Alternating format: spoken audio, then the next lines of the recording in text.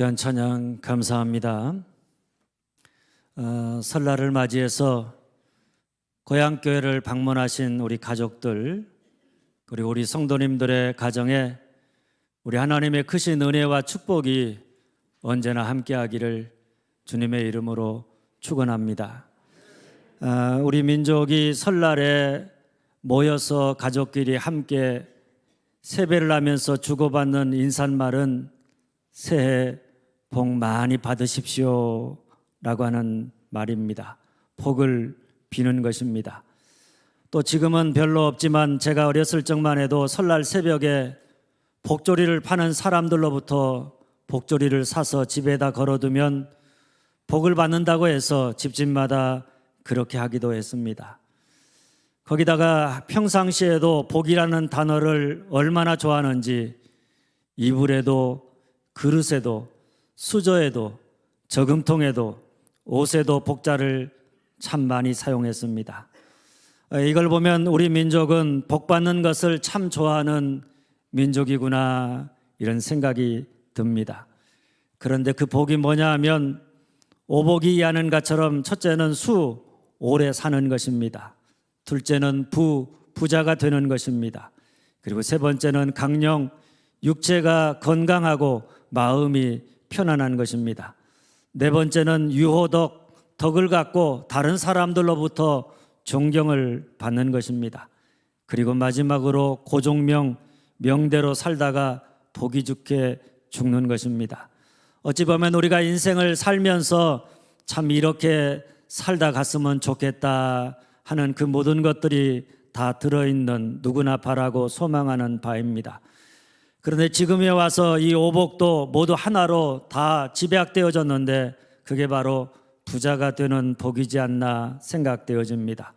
그것도 우리가 정직하게 땀 흘려서 수고하고 다른 사람에게 덕을 끼치면서 부자가 되는 것이 아니라 무조건 부자가 되되 여행주의처럼 아무것도 하지 않고 힘들지 않고 쉽게 무언가가 굴러들어오는 그런 부자가 되는 것을 바라고 있는 것 같습니다.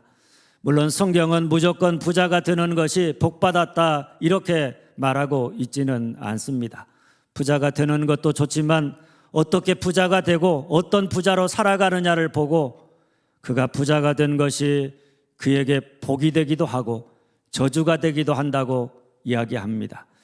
그러니 우리가 아무리 세상적으로 잘 나가고 성공했고 많은 것을 가지고 있어도 혹은 우리가 실패하고 가진 것 아무것도 없어도 그런 것과 상관없이 우리가 어떤 사람으로 어떤 삶을 살아가느냐, 하나님 앞에서 우리가 어떤 존재로 또 다른 사람들에게 우리가 어떤 모습으로 삶을 살아가느냐, 거기에 따라서 복 있는 자로 살아갈 수도 있고 아니면은 세상의 것을 다 가지고 있지만 불행한 인생을 살아갈 수도 있는 것입니다. 아주 오래전에 가수 변진섭 씨가 부른 노래 중에 희망사항이라고 하는 유명한 노래가 있었습니다. 그 내용은 나는 이런 여자가 좋다라고 하는 희망사항을 담은 노래였습니다. 그런데 오늘 말씀은 하나님이 우리에 대한 희망사항이 무엇인지, 우리를 향한 하나님의 마음이 무엇인지, 그리고 우리가 어떤 사람이 되어 살아가기를 원하신지 분명하게 보여주는 말씀입니다. 사실 기독교는 복의 종교입니다. 성경 전체를 통해서 복이라고 하는 말이 450번 정도 나오는데 이것은 그만큼 하나님이 우리에게 복을 주시고 우리가 이 세상을 살아가면서 그 복을 누리면서 살아가는 행복한 삶을 살기를 원하신다는 것을 이야기하고 있는 것입니다. 오늘 말씀에도 보면 하나님이 모세를 불러서 제사장인 아론과 그 아들들에게 이스라엘 자손을 위하여 하나님의 이름으로 축복하라. 그러면 내가 그들에게 복을 주리라. 이렇게 말씀하고 있습니다. 이 말씀을 묵상하다가 보면 우리를 향하신 하나님의 마음이 느껴집니다. 하나님은 우리가 이 세상을 살면서 어떤 삶을 살기를 원하시는가? 하나님을 믿는 우리가 이 땅에 살면서 힘들고 어려운 일도 많고 슬픈 일도 많이 있겠지만은 그럼에도 불구하고 복 있는 자로 행복한 자로 살기를 원하신다. 바로 이것이 우리를 향하신 우리 아버지의 마음입니다. 이를 위해서 하나님은 한번 따라서 합니다. 하나님의 이름으로 축복하라.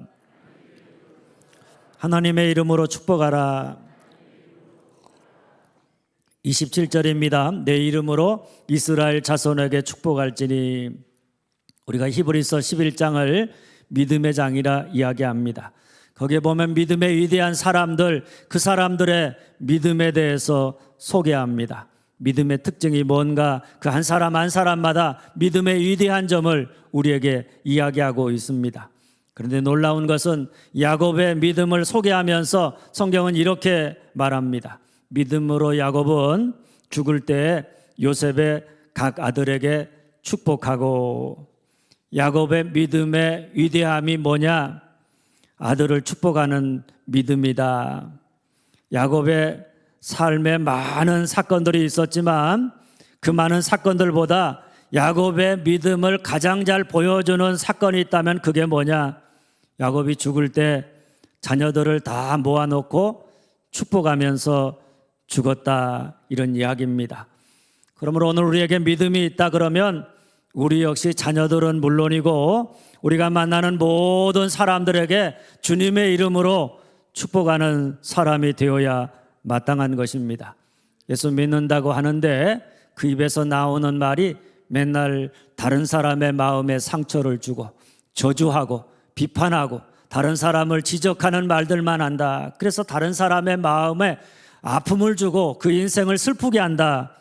그러면 믿음과는 전혀 다른 모습으로 살아가고 있는 것입니다. 믿는 사람이라고 한다면 당연히 우리의 입에서 나오는 말이 축복의 말을 통해서 다른 사람들을 살맛나게 하고 다른 사람들을 격려하고 위로하면서 사는 자가 되어야 한다는 이야기입니다. 오늘은 우리 고유의 명절 설날입니다. 흩어졌던 가족들이 그리고 자녀들이 오랜만에 고향에 와서 온 가족이 함께 더불어 지내는 아름다운 시간입니다. 그런데 이때 믿음을 가진 우리가 자녀들과 형제들에게 보여야 할 믿음의 모습은 다른 게 아닙니다. 하나님의 이름으로 축복해야 한다는 이야기입니다. 축복하는 말을 서로 주고받아야지 오랜만에 만났는데 서로 비난하고 저주하고 거기에서 마음을 상하게 하는 말들을 한다. 그것은 하나님의 믿는 백성의 가정으로 마땅하지 않다는 이야기입니다. 하나님이 우리 가족들에게 복을 주실 수 있도록 우리가 진실한 마음으로 축복해야 한다. 축복의 말을 해야 한다. 그러면 우리 하나님이 우리가 한 축복의 말을 듣고 하나님께서 축복하는 대로 복을 주시겠다, 이렇게 약속하고 있습니다. 가정사역자인 송기론 목사님은 축복의 말을 기적을 일으키는 축복의 말, 이렇게 소개합니다. 우리가 축복의 말을 한다 그러면 그 축복의 말이 우리의 삶에 기적을 가져오고 우리의 가정에 기적을 가져오고 우리가 만나는 사람들과 우리의 관계에 기적을 가져오게 한다는 이야기입니다. 그 기적이 뭐겠습니까? 우리가 축복할 때마다 하나님이 임하셔서 복을 주시는 것입니다. 우리가 하나님의 이름으로 축복하면 하나님이 임하셔서 복을 주시기 때문에 우리가 생각할 수 없는 놀라운 기적 같은 일들이, 하나님만이 행하시는 놀라운 기적 같은 일들을 우리에게 가져다 주는 것입니다. 그런 여러분, 설날 명절에 자녀들과 손자들이 오면 세뱃돈 주는 것도 좋고 맛있는 것 장만해 주는 것도 좋지만 무엇보다 가장 좋은 것이 하나님의 이름으로 축복하는 일인 줄 믿으시기를 바랍니다. 사실 구약 시대에는 축복의 권한이 제사장에게만 주어져 있었습니다. 그래서 회막이 봉헌되는 날 모세와 아론이 함께 희생 제물을 바치고 회막에 들어갔다 나와서 제사장인 아론이 손을 들어서 백성을 향해서 축복했습니다. 그때 하나님의 영광이 나타났고 불이 하늘에서 나와 제단 위에 번제물을 살랐습니다. 그리고 성전이 있던 때는 예루살렘 성전에서 매일 아침 제사를 드릴 때마다 5명의 제사장이 돌계단에 서서 두 손을 들고 이스라엘 백성들을 위해서 축복했습니다. 그리고 회당을 사용하던 때는 랍비가 예배를 마친 다음에 모인 사람들에게 축복하며 기도했습니다. 오늘날 예배가 끝나는 그 마지막 시간에 목사가 성도들을 위해서 축복하는 것은 바로 여기에서부터 유래된 것입니다. 그리고 오늘 말씀 역시 제사장에게 이스라엘 백성을 향해서 축복하라 이렇게 말씀하고 있습니다. 그러나 여러분, 예수님이 이 땅에 오시고 죽으시고 부활하시고 승천하시고 보혜사 성령님이 이 땅에 강림하신 이후에 성경은 예수 믿는 우리 모두가 다 왕같은 제사장이라고 이야기합니다. 왕같은 제사장으로 우리가 세상 모든 민족에게, 우리가 만나는 모든 사람들에게 하나님의 이름으로 축복하는 자가 되기를 원하신다. 우리의 입에서 나오는 말, 그 마음 깊숙한 곳에서 다른 사람을 축복하는 자로 살아가기를 원하신다. 그래서 세상 모든 사람들이 우리를 통해서 하나님이 주고자 하는 복을 경험하고 하나님을 경외하는 자로 살아가기를 원하신다, 이런 말씀입니다. 그러니까 오늘 말씀은 우리가 믿는 사람들끼리만 우리가 서로 축복하라는 말이 아니라 우리 가정에서 자녀들에게, 그리고 우리가 만나는 모든 사람들에게 우리가 어떤 사람이 되고 어떤 말을 하며 살아가기를 하나님이 원하시느냐, 축복의 사람이 되고 축복의 말을 하며 살아가기를 원하시는 줄 믿으시기를 바랍니다. 가정사역자인 송기론 목사가 쓴 행복 통조림이라고 하는 책에 나오는 이야기입니다. 행복으로 통하는 주문을 외우자. 미고사축. 미고사축은 미안해요, 고마워요, 사랑해요, 축복해요 라고 하는 말입니다. 우리가 유창한 말을 못해도 그대 몇 마디 말로 우리 자신은 물론이고 다른 사람을 행복하게 하고 우리의 가정과 우리 교회를 아름답고 행복하게 하는 말이 있는데, 그게 바로 미안해요, 사랑해요, 고마워요, 축복해요 라고 하는 말이라는 이야기입니다. 그는 행복을 만드는 이 말들을 소개하면서 이렇게 설명을 붙였습니다. 관계를 완성하고 마음을 치유하는 말, 미안해요. 인생을 풍요롭게 하는 말, 고마워요. 에너지를 불어넣는 말, 사랑해요. 기적을 일으키는 말, 축복해요. 여러분 어떻게 생각하십니까? 우리 가정 안에 우리가 만날 때마다 서로에게 축복하면서 해야 할 말들입니다. 우리 교회 안에서 믿음의 형제들끼리 만날 때마다 우리가 축복하면서 해야 될 말은 미안해요, 고마워요, 사랑해요, 축복해요 라고 하는 이 말입니다. 우리가 송기론 목사의 말처럼 이런 말들을 가정 안에서, 교회 안에서 우리가 풍성하게 사용할 수 있다면 우리가 상상할 수 없으리만큼 하나님이 주시는 놀라운 축복을 받게 되어져 있는 줄 믿으시기를 바랍니다. 그런 의미에서 한번 따라서 해보겠습니다. 미안해요, 고마워요, 사랑해요, 축복해요. 참 똑똑하신 분들이 많이 계신 것 같아요. 옆에 가족이 있으니까 저를 보고 하지 않고 그 가족을 보면서 하는데, 그 가족을 보면서 집에서 나에게 가장 가까운 사람에게서부터 우리가 이런 말들, 축복의 말들을 많이 하면서 살아갈 때 우리 가정은 물론이고 우리가 섬기는 교회도 아름답고 행복한 교회가 될 수 있는 줄 믿으시기를 바랍니다. 저는 여러분의 가정과 여러분의 교회 안에 이런 축복의 말들로 가득 차서 언제나 행복할 수 있기를 주님의 이름으로 축원합니다. 그뿐 아닙니다. 오늘 말씀을 좀 더 깊이 묵상하다가 보면 하나님이 이렇게 축복하라 말씀하시는 것은 다른 말로 하면 우리가 그런 사람이 되기를 원하신다, 이런 말씀이기도 합니다. 쉽게 말하면 우리가 다른 사람에게 축복의 사람이 되기를 원하신다는 것입니다. 세상 사람들처럼 남의 것을 빼앗아서 자기밖에는 모르고 자기 욕심을 채우려고 혈안이 되어져 있는 사람이 아니라 남의 것을 소중히 여기고 그것을 지켜줄 줄 아는, 책임질 줄 아는 사람이 되고, 율법을 따라서 옳고 그름을 따져서 늘 판단하고 지적질하고 가르치려고 하고 정죄하는 사람이 아니라 은혜를 베푸는 사람이 되고, 두려움과 불안, 걱정을 끼치는 사람이 아니라 평강을 주는 사람이 되라고 하는 말씀인 줄로 믿습니다. 우리가 가정 안에서나 교회 안에서 축복의 사람이 되어서 그저 지켜주고 은혜를 베풀고 평강을 주며 살아간다.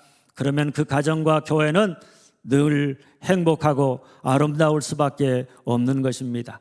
이처럼 오늘 우리를 향한 하나님 아버지의 마음은 하나님이 우리에게 복을 주기를 원하신다. 우리가 다른 사람에게 하나님의 이름으로 축복하기를 원하신다. 우리가 그런 축복의 사람이 되기를 원하신다. 이 세 가지입니다. 그렇다면 하나님이 주고자 하고 우리가 축복해야 하고 우리가 살아야 될 그 복이 뭐냐? 둘째, 따라서 합니다. 지키시기를 원한다. 지키시기를 원한다. 24절입니다. 여호와는 내게 복을 주시고 너를 지키시기를 원하며. 지켜주심의 복입니다. 하나님이 우리에게 여러 가지 은혜와 축복을 주셨습니다. 재물의 복을 주시고 그저 건강의 복을 주시고 가정의 복을 주시고 사람의 복을 주시고 믿음의 복을 주시고 교회 복을 주셨습니다. 그런데 우리가 그것을 지키며 살지 못한다. 그래서 건강과 재물을 잃어버리고 가정이 깨어지고 사람을 내게서 떠나보내고 믿음과 교회를 지키지 못한다. 그러면 하나님이 우리에게 주신 그 은혜와 축복이 무슨 소용이 있겠는가 하는 것입니다. 주신 복을 지킬 수 있어야 우리가 이 세상에 하나님의 복을 누리며 살아가는 행복한 인생을 살아갈 수가 있는 것입니다. 교수신문이 작년 12월에 전국의 대학 교수 935명을 대상으로 설문조사를 실시해서 그중에 476명이 뽑은 올해 사자성어가 뭔가 하면 과이불개입니다. 잘못을 하고도 고치지 않는다, 이런 뜻입니다. 잘못을 했으면 누군가가 그 잘못에 대해서 책임을 지고 고쳐야 그 다음에 그와 같은 잘못을 반복하지 않게 되는데, 잘못한 사람은 있는데 책임지는 사람이 없으니까 고쳐지지 않는다. 오늘의 현실을 고발하고 있는 메시지입니다. 그렇습니다. 오늘 우리 사회에서 희미해져가는 말 중에 하나가 내가 지켜줄게, 책임감이라고 하는 말입니다. 서로가 서로에 대한 책임감을 가지고 있다. 나라에 대한 책임감, 교회 공동체에 대한 책임감, 가정에 대한 책임감, 자녀에 대한 책임감, 부모에 대한 책임감 등등 책임감을 갖고 살아가기보다는 자기 권리가 책임감보다 훨씬 더 중요한 시대에 살아가고 있습니다. 그래서 우리가 어려움에 처할 때마다 누군가 나와 함께하면서 내가 너와 함께할게, 내가 너를 지켜줄게, 이런 말들을 듣기보다는 그저 이제는 내가 나를 지키지 않으면 어느 누구도 나를 지켜주지 않는다, 이런 조바심과 두려움과 불안한 마음이 우리를 더욱 힘들게 하는 시대에 살아가고 있습니다. 그런데 시편 121편 5절 8절은 이렇게 우리를 향해서 말합니다. 여호와는 너를 지키시는 이시라. 여호와께서 내 오른쪽에서 내 그늘이 되시나니 낮에 해가 너를 상하게 하지 아니하며 밤에 달도 너를 해치지 아니하리로다.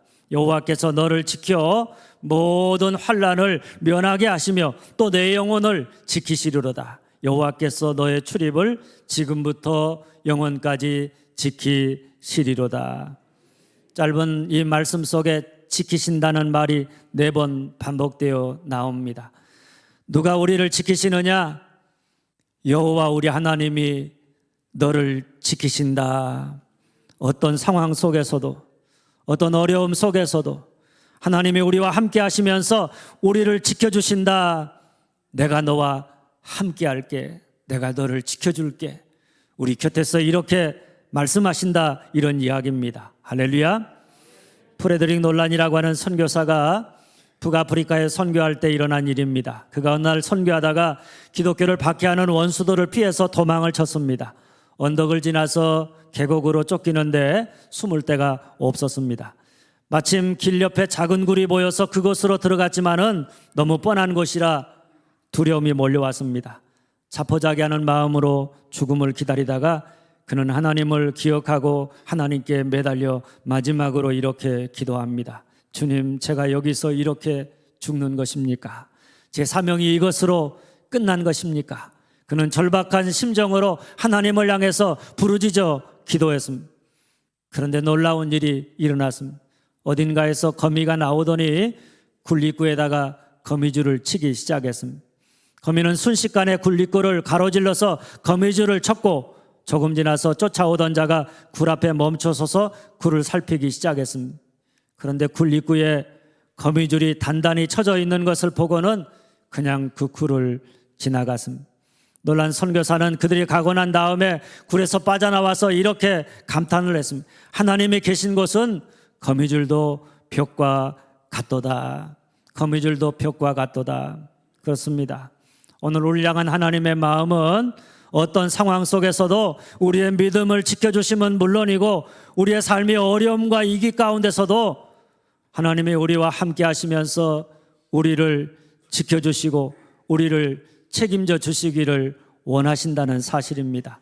우리가 이 마음을 안다면 어떤 상황 속에서도 두려워하거나 낙심할 필요가 없습니다. 그저 하나님이 나를 지켜주신다, 하나님이 언제나 나와 함께 하신다, 이 사실을 우리가 안다면 어려움과 위기, 고난 속에서 눈을 들어서 하나님을 바라보고 하나님을 향하여 하나님이 지켜주시기를 위하여 우리가 축복하며 기도하는 자가 되어야 될 줄로 믿습니다. 또한 우리 역시 그런 하나님의 마음을 가지고 어려움과 위기 가운데 있는 자들을 나 몰라 하는 자가 아니라 함께함으로 지켜주는 자가 되기를 힘써야 하는 줄 믿으시기를 바랍니다. 셋째 따라서 합니다. 은혜 베푸시기를 원한다. 은혜 베푸시기를 원한다. 25절입니다. 여호와는 그의 얼굴을 내게 비추사 은혜 베푸시기를 원하며, 은혜 베풀기를 원한다는 말은 다른 말로 하면 은혜가 충만하기를 축복한다는 이야기입니다. 미국의 유명한 신학자이자 설교가인 아이언사이드 박사가 어느 날 자신이 신무하는 교회에서 회의를 주관하고 있었습니다. 어떤 안건을 진행하는 도중에 그다지 중요한 사항이 아니어서 다음 안건으로 넘어가려고 했습니다. 그런데 그 순간 청년 한 명이 손을 번쩍 들고 말했습니다. 대충 넘어가지 말고 법대로 합시다. 법대로 하자는 말에 그는 청년의 눈을 바라보면서 이렇게 말했습니다. 여보게 젊은이, 자네가 법대로 하자고 했는데 만일 법대로 했다면 자네는 지옥에 있어야 되네. 은혜의 반대말은 법대로 하는 것입니다. 그런데 만일 하나님이 우리를 법대로 다루신다 그러면 아마 우리 중에 누구도 예수를 믿고 구원받을 수 있는 사람은 한 사람도 없을 것입니다. 뿐만 아니라 하나님 앞에 나올 때마다 하나님의 사랑과 축복과 은혜를 받는 기대감으로 나오기보다는 오늘 또 하나님이 법대로 나를 꾸짖고 나를 지적하고 나를 비난하고 나를 심판할 수밖에 없다, 이런 생각을 가지고 두려움 속에서 두려움에 떨며 하나님 앞에 나오게 될 것입니다. 하나님 앞에 나온다는 사실이 그러다가 보니까 우리에게 기쁨이요 축복이 아니라 언제나 두려움이요 근심 걱정이 아닐 수가 없을 것입니다. 그만큼 우리가 법대로 안다면 살아남을 수 없을 만큼 한없이 부족하고 한없이 연약하고 한없이 죄인된 사람들이 오늘 여러분과 저입니다. 그런 여러분, 그런 우리가 구원받고 하나님의 사랑과 은혜를 받고 하나님으로부터 복을 받으며 살아가려면 반드시 필요한 것이 뭐냐? 우리의 노력이나 우리의 열정이나 우리의 거룩함이 아니라 하나님의 은혜인 줄 믿으시기를 바랍니다.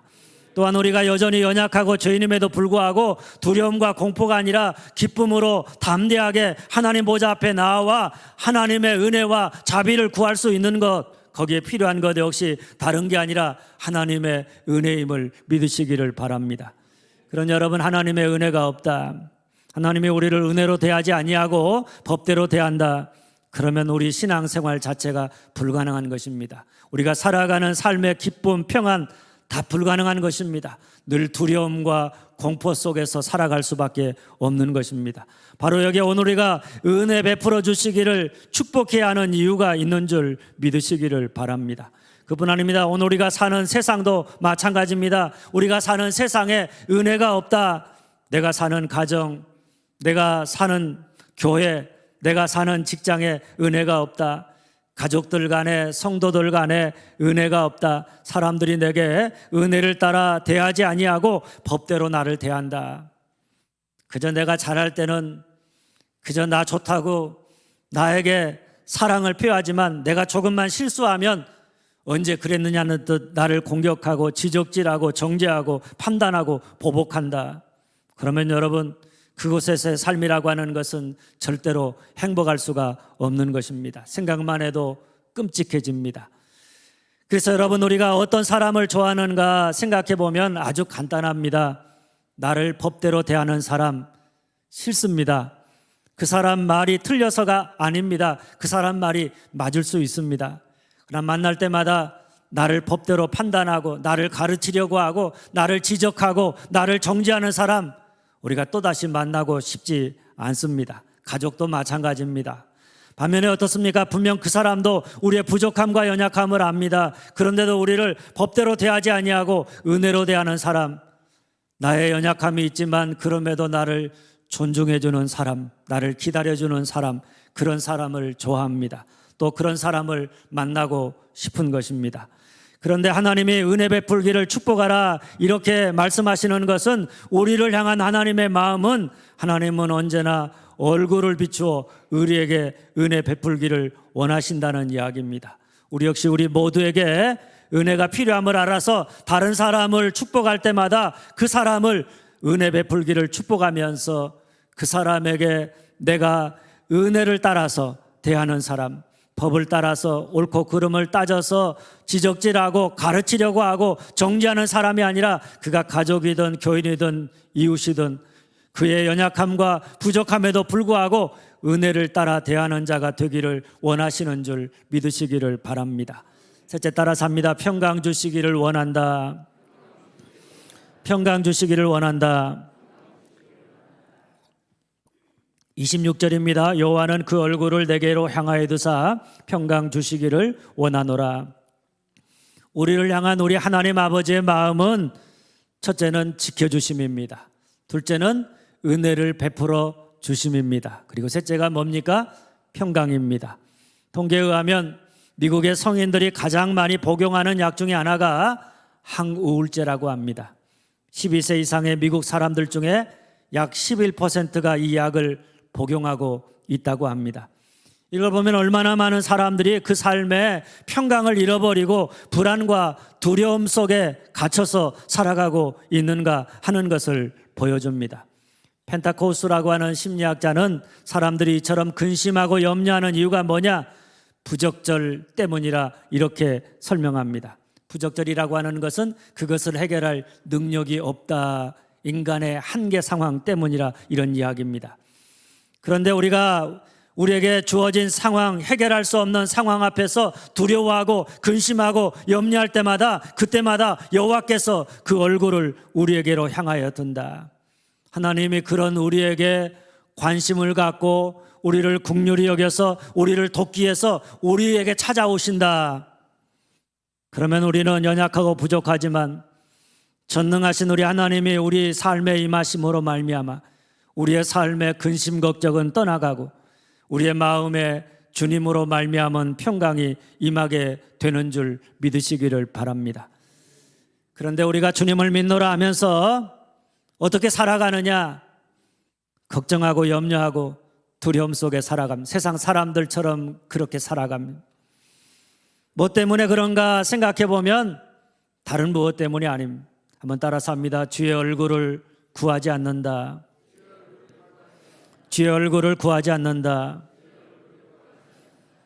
우리가 어려움과 위기 속에서 내 힘으로 해결할 수 없는 문제 앞에서 근심하고 염려하고 두려워할 때마다 눈을 들어서 나에게 관심을 가지고 그런 나에게 찾아오시는 그 하나님을 우리가 바라보면서 주님의 얼굴을 구한다.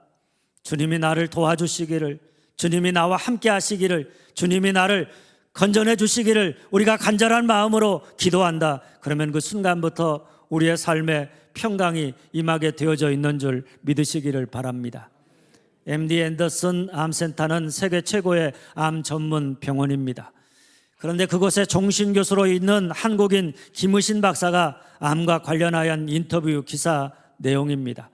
우리 몸에는 암세포를 잡아먹는 고마운 면역세포가 있다고 합니다. 우리말로 하면 자연살해 세포입니다. 우리 몸에 이 자연 살해 세포가 많으면 암에 잘 걸리지 않을 뿐만 아니라 암에 걸려도 치료가 잘 된다는 것입니다. 그런데 김우신 박사가 이 자연 살해 세포에 대해서 설명하면서 결론으로 이렇게 말했습니다. 여러 사람을 대상으로 이 세포의 수치를 조사했더니 항상 웃고 즐겁게 사는 사람에게서 이 자연 살해 세포 수치가 높게 나타났습니다. 교회 찬양대원들은 일반인보다 그 수치가 1000배 높게 나와서 나도 깜짝 놀란 적이 있습니다. 기쁨 속에 노래하고 감사 기도하고 인생을 밝게 사는 사람이 암에 대한 저항력이 높다는 증거입니다. 이것은 이제 의학계에서 정설이 됐습니다. 어느 종교를 믿건 찬양대원의 NK세포 1000배 이 의미를 되새기며 살아가기를 바랍니다. 뭡니까 여러분? 항상 웃고 즐겁게 사는 사람, 마음에 근심 걱정이 없고 평강을 누리며 사는 사람, 어려움이지만 하나님이 나와 함께 하시고 하나님이 나를 도와주신다, 그 하나님으로 말미암아서 기뻐하면서 찬양하면서 감사하며 사는 사람, 이런 사람이 암에 대한 저항력이 1000배 더 높다는 그런 이야기입니다.